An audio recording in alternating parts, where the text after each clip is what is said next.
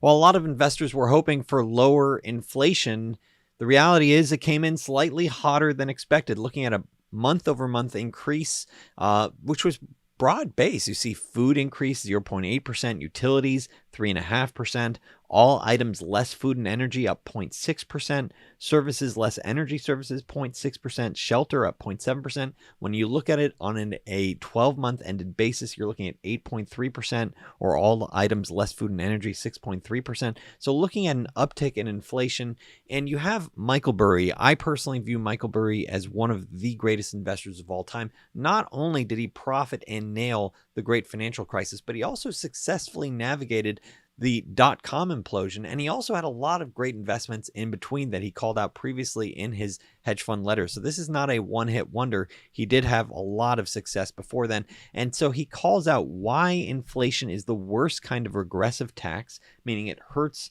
those who can afford it least the most. The cost of food at home has never risen this far, this fast before. And the reality is you go back, and it's a little bit hard to see, but even during the 70s, the cost of food at home did not rise as fast as we recently saw. This is going to create a lot of stress, because at the end of the day, if a consumer is struggling to feed themselves and you see higher shelter, this is an agent of chaos. This is what can cause trouble. And this also has ripple effects for the broader economy, where people say, well, wait a second, if I'm having trouble affording food, and keep in mind, this is not me trying to hype things up. This is the data. This is Michael Burry saying, yeah, the price of food at home has never increased this fast before.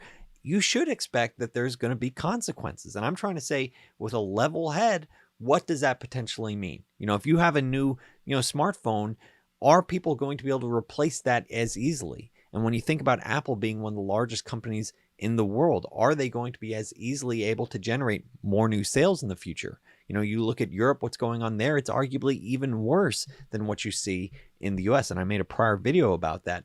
So not surprising, investors are saying, yeah, the Federal Reserve is expected to be more aggressive for longer.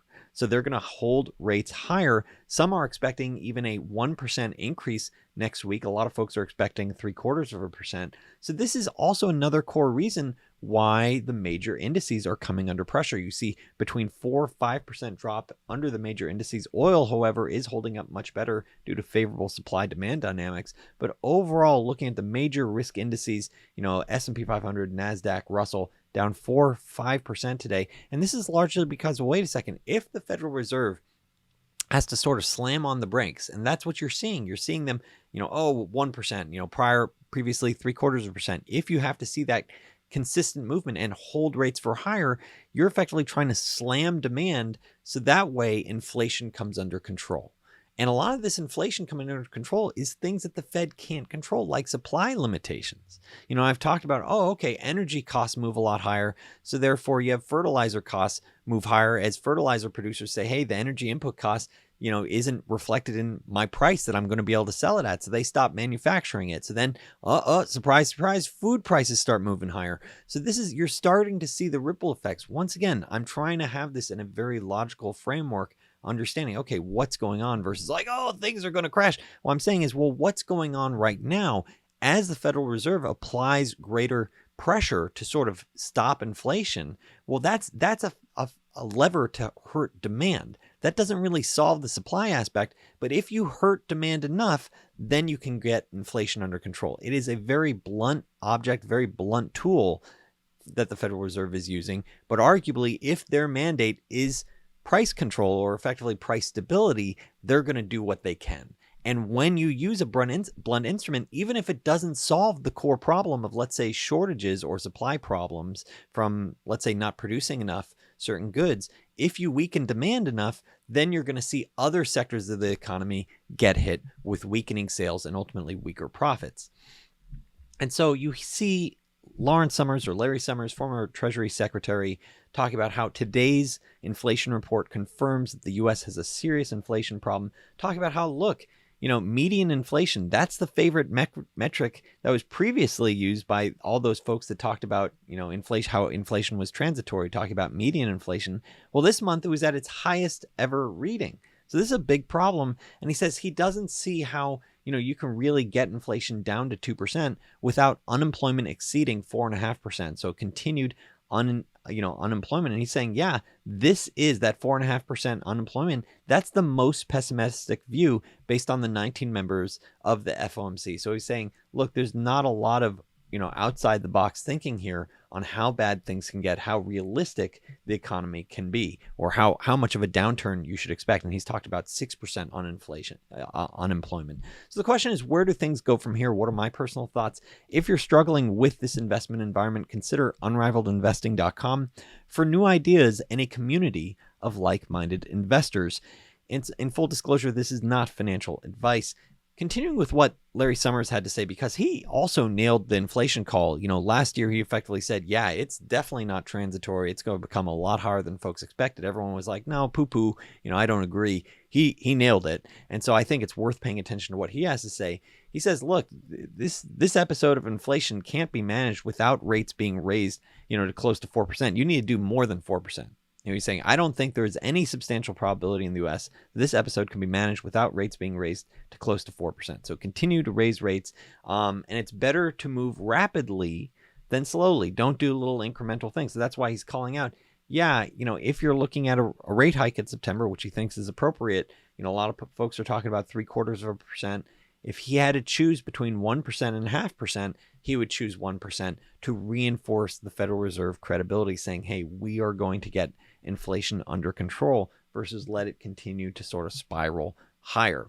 Now, once again, bringing in what Michael Burry has to say, a few days ago, he was saying, yeah, we have not hit bottom. You've seen this bear market rally. Watch for failures. And he's talking about business failures. Then look for the bottom. Not the bottom yet. Personally, I'm not trying to tick a bottom. I'm not trying to say like, oh, this is where the S&P 500 is going to head. I just want things cheap. And you look at, a study done by Guggenheim, and they're effectively saying, look, when you have a, effectively core inflation between 4 to 5% or 5 to 6%, 5 to 6%, where it currently is, historically, the S&P 500 trailing PE ratio, which I think is the right metric to use because a lot of folks use forecasted PE or forecasted earnings, which is really not accurate because you can have huge swings in what actual income turns out to be. Well, it's effectively saying, yeah, there's significant downside, 20, 30%, to effectively based on where inflation is now. So this is the core crux of what I'm trying to share with this video. You have some of the greatest investors in the world, like Michael Burry, saying, hey, buckle up, tough times ahead. This inflation data that we're seeing is not great.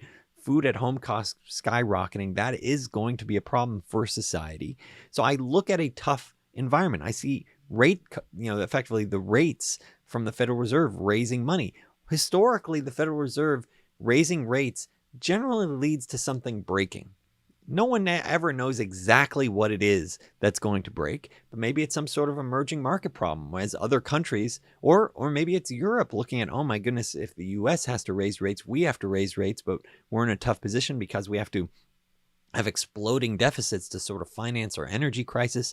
So there's just so many different aspects to this where the Federal Reserve could easily break something as they use their blunt instrument of raising interest rates. So it's important to understand, well, okay, so that's the environment that we're looking at. Am I getting compelling values? Am I getting something cheap? So I'm not trying to say, oh, this is the bottom. What I am trying to say is I want to get compensated for the risk that this is a crappy or lousy environment.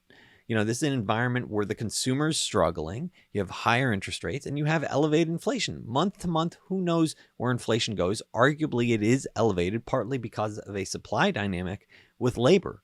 You also have deglobalization, which is another aspect, as more and more companies say, hey, let's bring the manufacturing closer to home. We might not want to rely on China for some of our production. So you do have these different trends going on that is resulting in higher inflation, potentially elevated inflation for longer.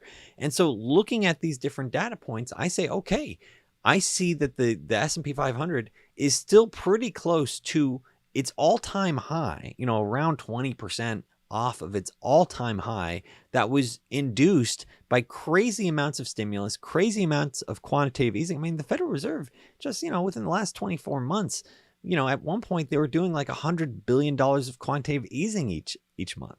So look at that. Here it is. You're going from one extreme to another, but that's unfortunately what it's going to take. So if you're facing a period with the consumer coming under pressure, higher unemployment, I'm going to want to get compensated for that. And I talk about, on this channel, Unrivaled Investing, I'm often covering companies and then saying, I'm focused, are you unrivaled? Because that's the metric to say, hey, will you win over time? But I also want to say, hey, am I being compensated for this? What's the valuation?